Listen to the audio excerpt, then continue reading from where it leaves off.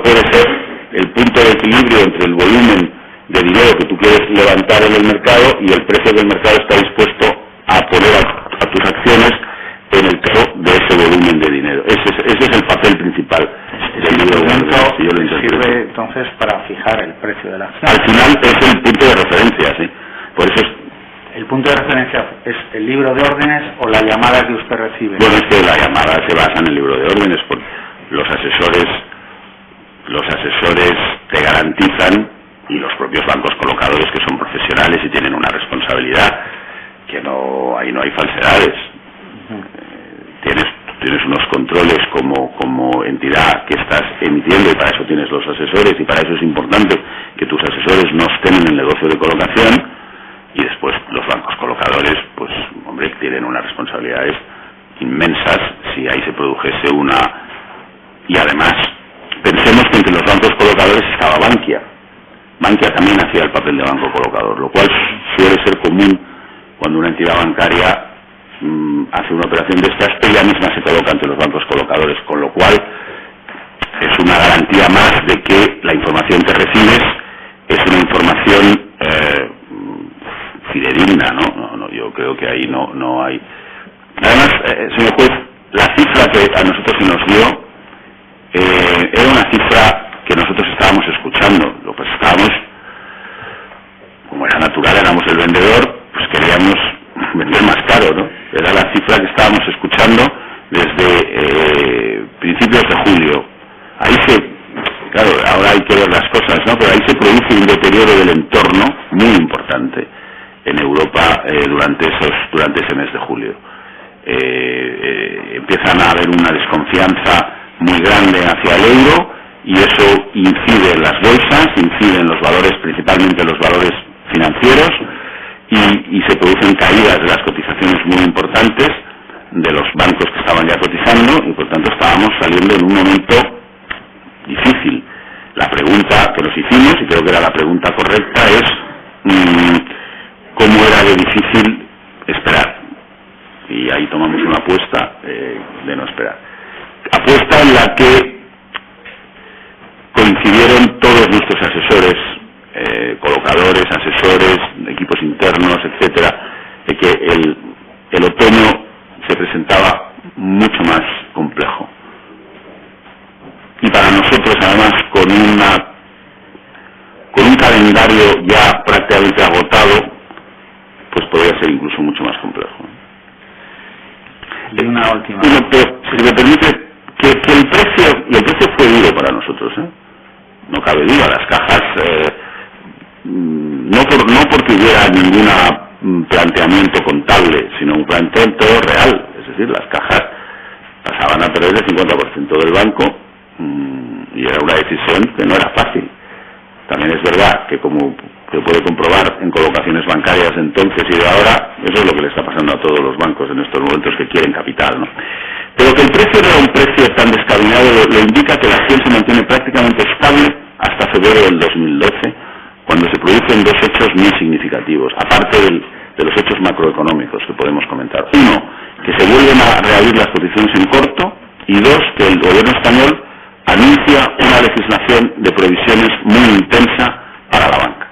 Y ahí los valores bancarios españoles caen todos. Pero Bankia se mantiene prácticamente estable desde julio hasta enero en el mercado. Y la presencia de inversores internacionales se duplica, pasa del 4% al 8%.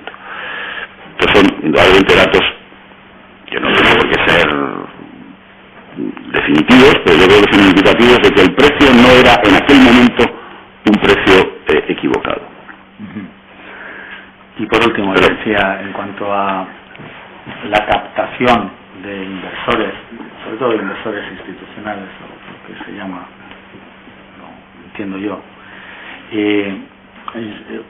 ¿sabe usted si a la hora de buscar este tipo de inversores se buscaron los habituales, es decir, fondos soberanos, esto, lo otro, lo que se llaman los mercados, o también se hizo un ofrecimiento de entrada en la bolsa a otras empresas que no tienen nada que ver con el mundo bancario, financiero y que tienen un negocio distinto? De todo. Claro, nosotros nosotros la legislación nos exigía una ampliación de al menos el 20%, nosotros íbamos a ir a más, y el 40% tenía que ser inversores institucionales. La CNMV, lo le digo, ¿Telefónica es un inversor institucional? El fondo de pensiones sí. El fondo de pensiones sí, claro, porque el fondo de pensiones de Telefónica invierte en acciones.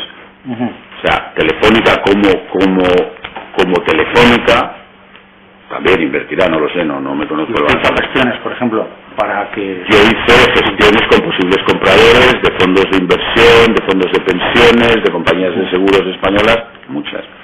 Sí, claro, todas las que pude. De acuerdo, gracias. Disculpe, ¿ya terminamos por este capítulo? Sí. ¿O no? Bueno, vamos a continuar sin perjuicio que el señor Rato, como es natural, pueda contestar lo que considere conveniente motu propio o a preguntas de su letrado. Bien, yo quería pasar ahora a la cuestión del deterioro de las cuentas de Bankia y primero refería a las cuentas anuales de Caja Madrid del 2010 que ponen de manifiesto algunos datos que apuntan a un claro deterioro de la situación financiera de la entidad respecto al ejercicio anterior del 2009, disminución del patrimonio neto, aumento de los créditos default, aumento de activos deteriorados.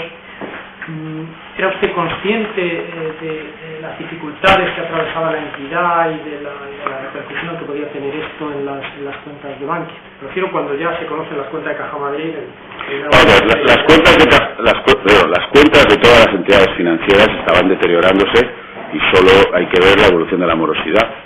La morosidad que estaba en el entorno del 5% a finales del 9, pues estaba en el entorno del 7% a finales del 10, y por lo tanto estábamos moviéndonos, estoy hablando de memoria, puedo equivocarme en alguna cifra, pero es decir, estaba claro que estábamos, como digo antes, en un crecimiento aproximadamente de 1/10 mensual.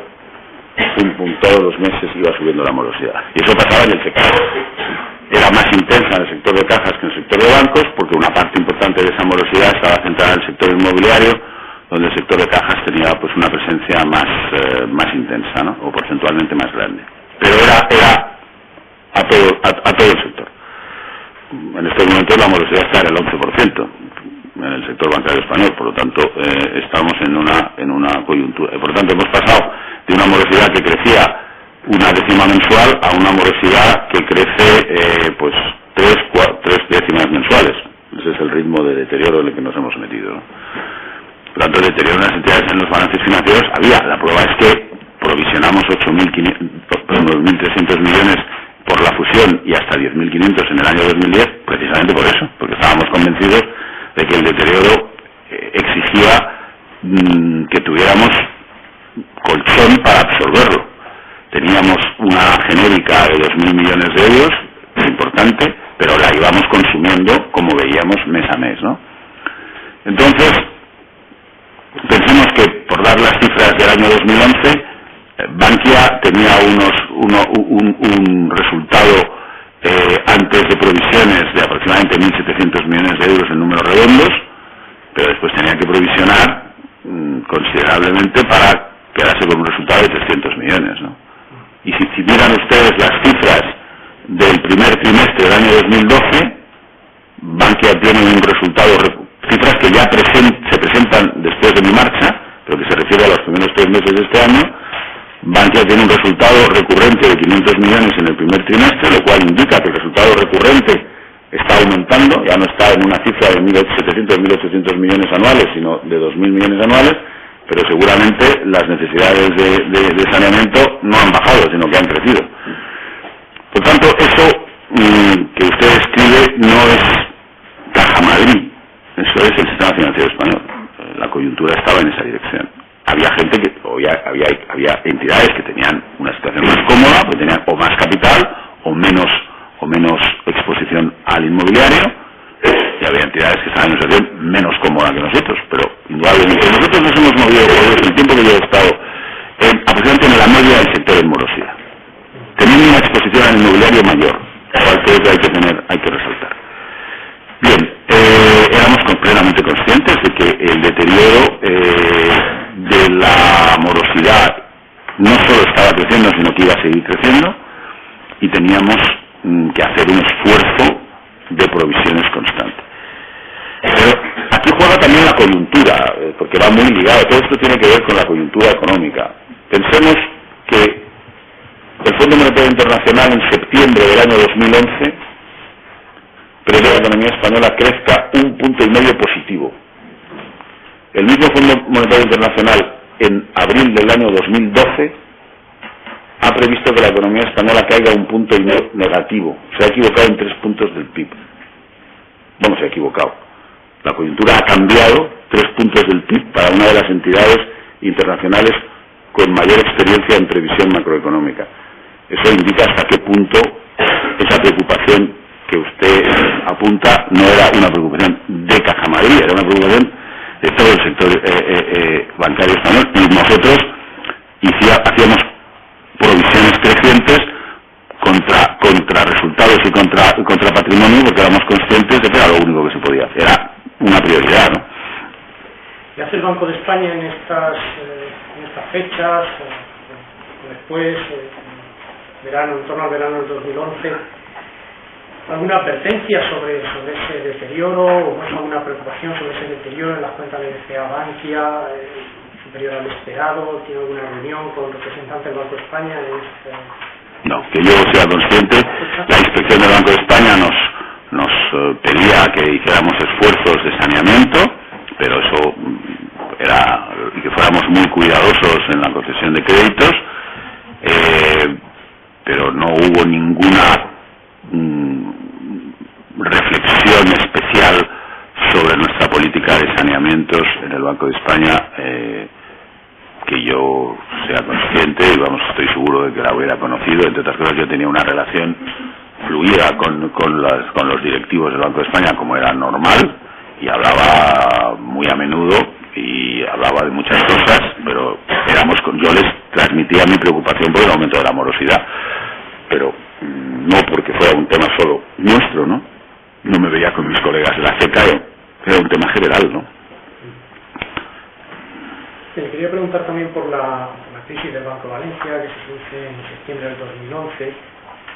El 40% del Banco de Valencia pertenecía a Bancaja a través de Visa, una sociedad que no es 100% de Bancaja, pero le quería preguntar si en el momento inicial de la formación del SIC habían sido saneadas las cuentas del Banco de Valencia. El Banco de Valencia es una inversión financiera para nosotros. Bancaja, bueno, yo no me atrevería a hablar por otros, pero yo creo que Bancaja tenía una relación más intensa desde el punto de vista de que su presidente era presidente del Banco de Valencia, de que su director financiero, pues hasta donde yo sé, tenía información de cómo funcionaba el Banco de Valencia, qué decisiones tomaba. Nosotros, a partir de que creamos BCA, lo consideramos una inversión financiera, exclusivamente para nosotros, y durante el año 2011, pensemos que nosotros pasamos a ser, creamos el SIP el 3 de diciembre, por lo tanto, las primeras semanas del año 2011, empieza a hablarse de una posible ampliación de capital en el Banco de Valencia, ¿no? Nada sorprendente, porque todos estábamos hablando de necesidades de solvencia, y por lo tanto nada sorprendente.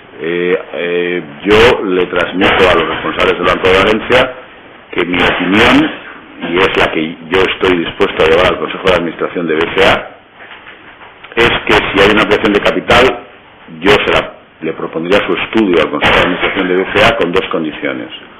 Una, que fuera una ampliación suficiente, con un informe externo que nos indicara las necesidades, y dos, que nosotros participaríamos en nuestro porcentaje, es decir, tenía que haber otros socios. Yo creo que desde el principio esa posición se la trasladé a los responsables del Banco de Valencia para que no hubiera ningún tipo de equívoco, pudieran pensar o bien que había una intención de BCA de quedarse con el Banco de Valencia, o bien que estábamos dispuestos a participar en una ampliación de menor tamaño, digamos, simbólica o pequeña. Esa posición la mantuve, también se la expresé al regulador, y en septiembre, octubre, no me acuerdo exactamente